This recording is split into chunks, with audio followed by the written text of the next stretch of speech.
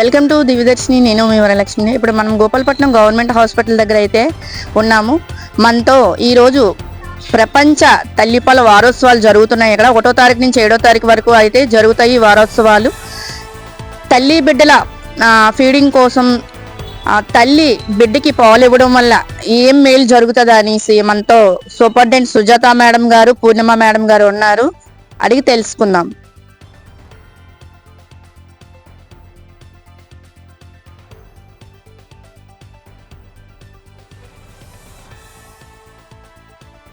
హెచ్సిలో August 1వ తారీఖు నుంచి 7వ తారీఖు దాకా తల్లిపాల వారోత్సవాలు జరుపుతున్నాము. దీనిలో ముఖ్య ఉద్దేశం ఏంటి అని అంటే, తల్లులు ఎవరైతే డెలివరీ అయిన తర్వాత పాలు ఇస్తున్నారో వాళ్ళకి ఎడ్యుకేషన్ ఇవ్వడానికి, ఎలాగ పాలు ఇవ్వాలి, చాలా చోట్ల చాలా ఫాలో అవుతుంటారు. ఏంటి అని అంటే, ఫస్ట్ పాలు ఇవ్వకూడదు, ఫస్ట్ తేనె ఇవ్వాలి, పటిక బెల్లం నీళ్ళు ఇవ్వాలి, ఇవన్నీ కొన్ని అలవాట్లు ఉన్నాయి ముందు నుంచి వచ్చినవి. కాబట్టి దీనివల్ల ఏంటంటే, ఈ వారోత్సవాల వల్ల తల్లులకి మెయిన్ ఎడ్యుకేషన్ ఇవ్వడం, తర్వాత అమ్మమ్మలు నానమ్మలు ఎవరైతే చూసుకుంటున్నారో వాళ్ళకు కూడా ఎడ్యుకేషన్ ఇవ్వడం ముఖ్య ఉద్దేశం. దీంట్లోని ముఖ్యాంశాలు ఎలా ఫాలో అవ్వాలనేది మన పీడియాట్రిషియన్ అయినటువంటి మేడం పూర్ణిమ మేడం గారు మీకు చెప్తారు.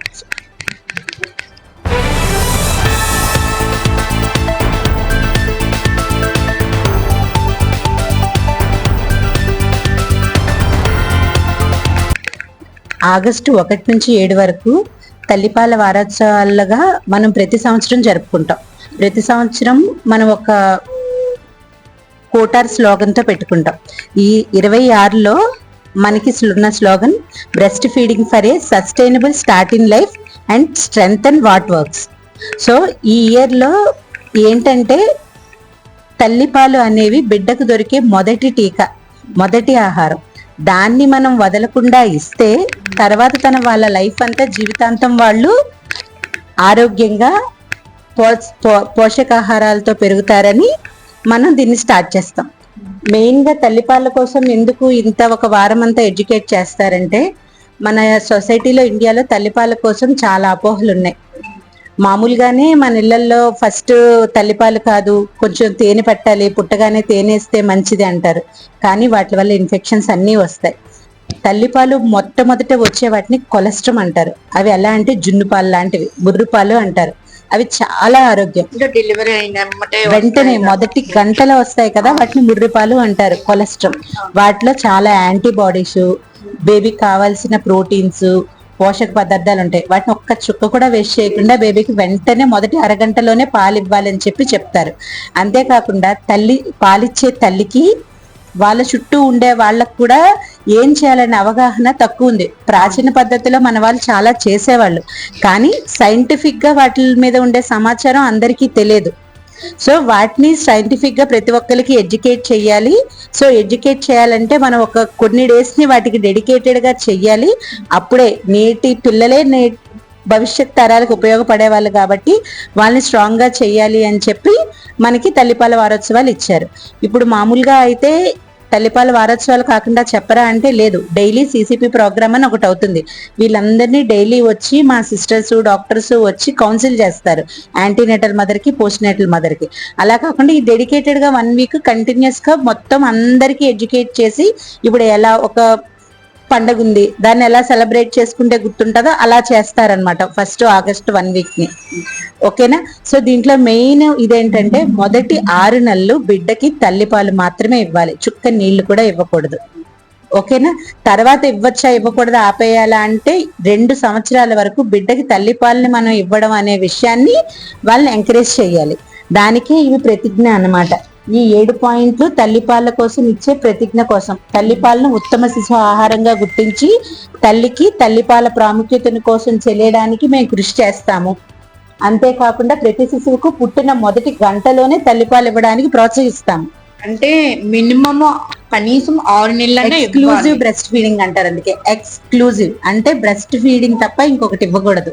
అలా ఇవ్వడం వల్ల తల్లికి కూడా ఆరోగ్యంగా ఉంటుంది. కానీ ఇప్పుడు కొంతమంది ఏంటంటే, అలా పాలిస్తే అంటే వాళ్ళు అంటే వేరేలా అనుకోకూడదు, కానీ వాళ్ళ అందం పాడైపోద్దనో లేదంటే ఏదేదో అదే మిస్కన్సెప్షన్ అని అనుకుంటున్నారు. ఎందుకంటే తల్లిపాలు ఇవ్వడం అనేది వాళ్ళు డబుల్ ఎక్సర్సైజ్ చేసినట్టు. ఇప్పుడు మీరు తినే ఆహారం తిన్నదాన్ని ఇద్దరికి పంచుతున్నారు.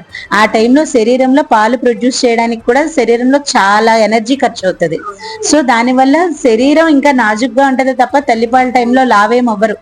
కాకపోతే ఏంటంటే ప్రెగ్నెన్సీ అప్పుడు మనం గెయిన్ అయిన వెయిట్ మొదటి 6 నెలల్లో స్లోగా లూజ్ అవుతాం కాబట్టి వీళ్ళు అలా ఫీల్ అవుతారు తప్ప పాలు ఇవ్వడం అనేది బిడ్డకి ఎంత ఆరోగ్యమో తల్లికి కూడా అంతే ఆరోగ్యం. వాళ్ళకి బ్రెస్ట్ క్యాన్సర్స్ రావు, ఓవేరియన్ క్యాన్సర్స్ రావు. అంతేకాకుండా వాళ్ళు 6 నెలలు ఇంకా ఆరోగ్యంగా ఉండి బిడ్డకి తల్లికి అనుబంధం బాగా పెరుగుతుంది. అందుకని చెప్పి మన తల్లిపాలు ఎంత ప్రోత్సహిస్తే బిడ్డతో పాటు తల్లికి కూడా అంత మంచిది. ఇంకొకటి ఏంటి, వాళ్ళకి పెట్టే వాళ్ళందరూ వాళ్ళు వండుకొని తినరు, చుట్టుపక్కల ఉన్న వాళ్ళే. సో వాళ్ళు మెయిన్ గా ఎడ్యుకేట్ అవ్వాలి. పొడ్లు పెడతాము, ఈవినింగ్ అన్నం పెట్టము, బ్రెడ్ పాలు పెట్టేసి ఉంచేస్తాము, ఇవే నడుస్తా ఉంటాయి అన్ని చోట్ల. మొదటి 20 రోజులు పచ్చిం చేయిస్తాము. అందరికి తెలియాల్సిన విషయం ఏంటంటే బిడ్డకి మీరు పాల్లోంచి ఏమొస్తాయని భయపడి ఇవ్వటం లేదో, మీరు ఇవ్వనవన్నీ బిడ్డకి రావట్లేదు. అంటే ఐరన్ లేని ఫుడ్ ఇస్తే బిడ్డకి ఐరన్ రాదు, పోషకాలు లేని ఫుడ్ ఇస్తే బిడ్డకి పోషకాలు రావు. సో మీరు ఏమి బాగా న్యూట్రిషన్ ఉన్న ఫుడ్ ఇస్తారో తల్లికి బిడ్డకి అంత మంచి వెళ్ళి బిడ్డలు కూడా ఆరోగ్యంగా పెరుగుతారు. డెలివరీ అయిన తర్వాత ఎటువంటి ఫుడ్ తీసుకోవాలంటారు? అలాగైతే సిసిపిలో మనకు ఒక చార్ట్ ఉంటుంది. దాంట్లో ఏంటంటే ఇదిగోండి, ఇవన్నీ పెట్టాలి, మినిమం ఇవి పెట్టాలి. పైన కూడా తినొచ్చు, మినిమం ఇవి పెట్టాలి. సో కాయగూరలు, ఆకుకూరలు, టమాటీ, సలాడ్, వెజిటబుల్ సలాడ్, ఫ్రూట్స్, బెల్లం గాని ఖర్జూరాలు, వీటన్నిటితో డ్రై ఫ్రూట్స్ తో చేసిన లడ్డు, చపాతీలు, పప్పు, మన పెరుగు, మన వాళ్ళ అందరివి మినిమం తినాలి. దీని మీద అన్ని తినొచ్చు, మినిమం ఇవి తింటే తల్లి బిడ్డ ఆరోగ్యంగా ఉంటారు. వాతావరణం కానీ ఇక్కడ సదుపాయాలు కానీ అన్ని బాగున్నాయి అలా చూస్తున్నారు? అంటే ప్రెగ్నెన్సీ తో వచ్చిన వాళ్ళకి కానీ డెలివరీ అయిన తర్వాత కానీ ఎలా చూస్తున్నారు? యాంటీనేటల్ మదర్స్ కి, పోస్ట్ నేటల్ మదర్స్ కి, పిల్లలకి చాలా బాగా చూస్తున్నారని టాక్ ఉందండి. ఇక్కడ వచ్చి చూస్తే కూడా క్లైమేట్ చాలా బాగుంది, డీసెంట్ గా ఉంది.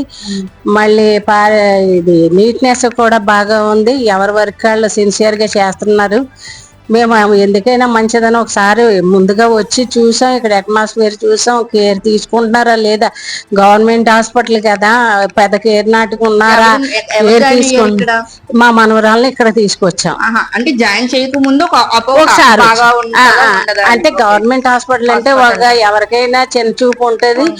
మరి ఇప్పుడు ఎలా ఉంది, అసలు ఎలా చూస్తున్నారు, కేర్ తీసుకుంటున్నారా లేదా, కేర్ నాటుకు ఉన్నారా, స్టాఫ్ డాక్టర్ గారు ఒక్కలే బాగా ఉంటే సరిపోదండి, స్టాఫ్ కూడా కరెక్ట్ గా ఉంటేనే ట్రీట్మెంట్ బాగా అందుతుంది, పీస్ఫుల్ గా పేషెంట్స్ ఉండగలుగుతారు. అందుకని ముందు ఒకసారి చూసొద్దామని చెప్పి మా అబ్బాయి కోడలు వచ్చారు, చూసారు, అట్మాస్ఫియర్ బాగుంది. నేను ఎంక్వైరీ చేశాను, మెడిసిన్స్ అన్ని కరెక్ట్ గా ఇస్తున్నారు. చిల్డ్రన్ స్పెషలిస్ట్ చాలా బాగా చూస్తున్నారు ఆవిడ. ఆ మేడం గారు అన్ని వింటున్నారు శ్రద్ధగా, ట్రీట్మెంట్ కరెక్ట్ గా ఉంటుందని అంటే అన్ని ఎంక్వైరీ చేసుకుని వెళ్ళి ఈవేళ జాయిన్ చేస్తాం. తీరా చూసిన తర్వాత అన్ని పర్ఫెక్ట్ గా ఉన్నాయి. వర్కర్స్ ఎవరి పైన వాళ్ళు సిన్సియర్ గా చేస్తున్నారు. మేడం గారు కూడా శ్రద్ధగా విన్నారు. పిల్ల కంప్లైంట్లు అంటే మరి చాలా కేర్ తీసుకుంటారు కదా మేడం. ఓకే, మిగతా వాళ్ళకి మీరు ఏం చెప్తారు? అంటే ఇప్పుడు గవర్నమెంట్ హాస్పిటల్ అనేసరికి చాలా మందికి అదొక రకమైన చిన్న చూపు అయితే ఉన్నది. అంటే మేము ప్రైవేట్ గా చూపిస్తే 1 లక్ష రూపాయలంతో కడితే మా పిల్ల బాగా సేఫ్ గా ఉంటది అన్న అపోహ ఉంది. అలాంటి వాళ్ళందరికీ మీరు ఏం చెప్తారు? అలాంటి వాళ్ళందరికీ ఎగ్జాంపుల్ నేనేనండి.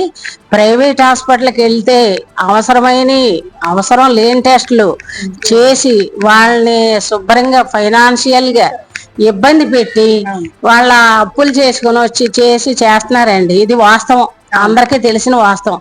అవసరమైన టెస్టులు ఎలాగా చేయించాలి. అలా కాకుండా ఇప్పుడు ఎలాగా వచ్చారు కదా మా దగ్గరికి కానీ అన్నెసరీ టెస్టులు చేయిస్తున్నారు.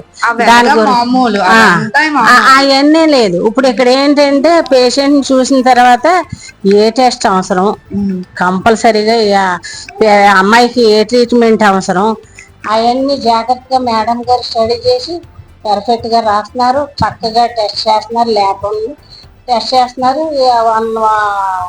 1:30 ఆ ప్రాంతాల్లో రిపోర్ట్ ఇచ్చేసారు. అన్ని బాగున్నాయండి. అంటే ఇప్పుడు ప్రజలందరికీ కూడా అందుబాటులో ఉన్న గవర్నమెంట్ హాస్పిటల్స్ మాత్రం కంపల్సరీ యూజ్ చేసుకోవాలి. మరి ప్రజల కోసమే కదండి గవర్నమెంట్ పెట్టిన ఈ యొక్క దీన్ని మాత్రం అందరూ వినియోగించుకోవాలి. అందరూ వినియోగించుకోవాలి. అపోహలు వదిలేయండి. పూర్వం ఎలా జరిగింది అనేది తర్వాత విషయం. కానీ ప్రెసెంట్ మాత్రం చాలా బాగా ఉంది. మంచి మెడిసిన్స్ గవర్నమెంట్ హాస్పిటల్కి అందుతూనే ఒక్కో మెడిసిన్ బయటే దొరకదు అసలు. అలాంటి మెడిసిన్స్ కూడా ఇక్కడ అందుతున్నాయి. ఫ్రీగా వచ్చాయి కదా అని చిన్న చూపు అనేది చాలా తప్పుడు ప్రచారం. దాన్ని అందరూ విస్మరించారు. Thank you.